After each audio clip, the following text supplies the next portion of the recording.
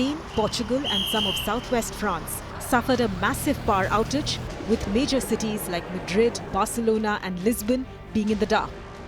Houses, offices, trains, traffic lights were all hit, causing chaos for millions of people.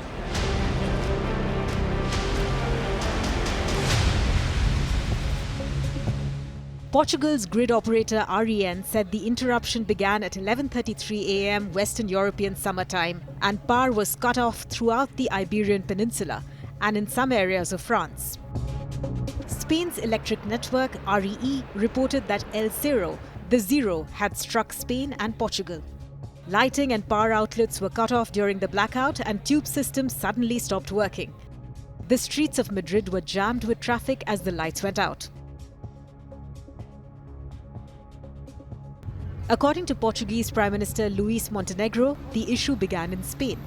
He claimed the extensive shutdowns were prompted by a severe temperature anomaly produced by a rare atmospheric phenomena.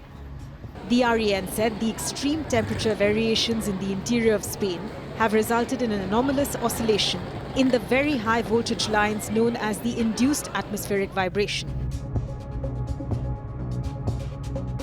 Spain's main AC electricity supply grid runs at 50 Hz. That frequency is based on the speed at which generating hardware such as gas and nuclear turbines spin. If there are sudden fluctuations in power supply or demand, a power station failing or a high voltage power line going down, for example, the frequency of AC power in high transmission lines changing, and circuit breakers stripped to protect either the transmission network or power plant hardware from burning out.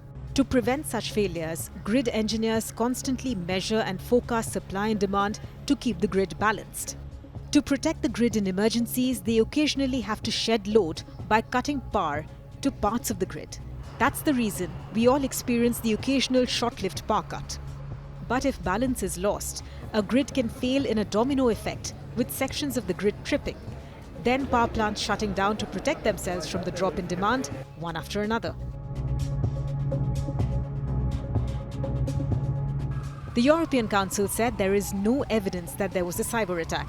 But are international connections responsible for the power outage?